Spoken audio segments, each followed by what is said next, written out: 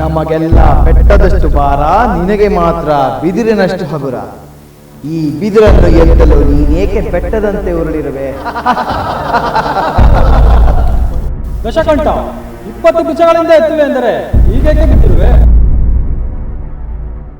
ರಾವಣನ ಅಹಂಕಾರ ಅಳಿಯಿತು.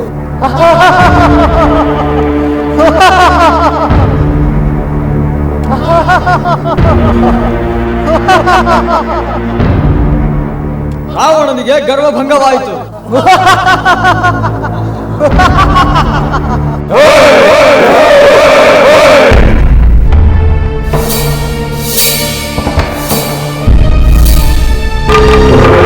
ಸಾಕು, ನಿಲ್ಲಿಸಿ ನಿಮ್ಮ ಈ ಕೊಳಕದ ಮಾತುಗಳನ್ನು. ಜನಕ ಮಹಾರಾಜ, ಇವರೆಲ್ಲರೂ ಮಾತನಾಡುತ್ತಿದ್ದರೂ ನನ್ನನ್ನು ಅಪಮಾನಗೊಳಿಸಲೆಂದೇ ನೀನು ಸುಮ್ಮನೆ ಕುಳಿತಿರುವೆಯಾ? ಲಂಕಾಧೀಶ ರಾವಣ, ಇಲ್ಲಿಯವರೆಗೆ ಎಷ್ಟೋ ಜನ ರಾಜಾದಿರಾಜರು ಇಲ್ಲಿಗೆ ಬಂದು ಶಿವಧನುಸ್ಸನ್ನು ಎತ್ತಲು ಹೋಗಿ ವಿಫಲರಾದರು. ಆದರೆ ಈ ಸಭೆಯಲ್ಲಿ ಯಾರೊಬ್ಬರು ತಾವು ಆಡಿದಂತಹ ಕುಹಕದ ಮಾತುಗಳನ್ನು ಆಡಿರಲಿಲ್ಲ. ಈ ರೀತಿಯ ಮಾತುಗಳು ತಮ್ಮಿಂದ ಬರುವುದಕ್ಕೆ ಕಾರಣ ಇತರರೆಲ್ಲ ದುರ್ಬಲರೆಂದು, ತಾವೊಬ್ಬರೇ ಪರಾಕ್ರಮಶಾಲಿಗಳೆಂದು ಆಡಿದ ಗರ್ವದ ಮಾತುಗಳು ಹಾಗೂ ನಡೆನುಡಿಗಳು. ಅವೆಲ್ಲ ಈ ಪರಿಸ್ಥಿತಿಗೆ ಕಾರಣ.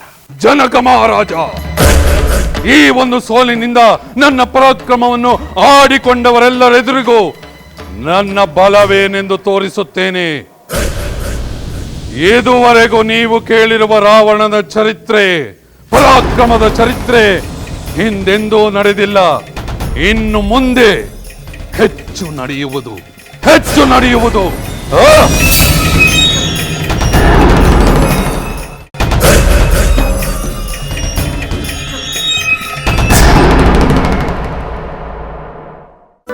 ಸೀತೆ, ಸಹೋದರಿ ಸೀತೆ, ನನಗೀಗ ಎಷ್ಟು ಆನಂದವಾಗುತ್ತಿದೆ ಗೊತ್ತೇ? ನೀನು ಹೇಳಿದರೆ ತಾನೇ ನನಗೆ ಗೊತ್ತಾಗುವುದು. ಆ ರಾವಣ ಶಿವಧನುಸ್ಸನ್ನು ಎತ್ತಲಾರದೆ ವಿಫಲನಾದನಂತೆ. ಗರ್ವಭಂಗವಾಗಿ ಅಪಮಾನಿತನಾಗಿ ಸಿಟ್ಟಿನಿಂದ ತೆರಳುವಂತಾಯಿತಂತೆ. ನನಗೆ ತಿಳಿದಿತ್ತು.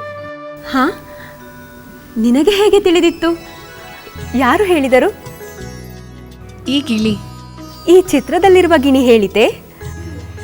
ಈ ಚಿತ್ರದಲ್ಲಿರುವ ಗಿಣಿ ಅಲ್ಲ, ಈ ಚಿತ್ರ ಬರೆಯಲು ಕಾರಣವಾದ ಗಿಳಿ ಅಂದೇ ಹೇಳಿತಲ್ಲ. ಪುರುಷೋತ್ತಮನಿಂದ ಮಾತ್ರ ಸಾಧ್ಯ ಶಿವಧನಸ್ಸನ್ನು ಎತ್ತಲು. ರಾವಣ ಪುರುಷಾಧಮ ಎಂದು ನೀನೇ ಹೇಳಿದೆ.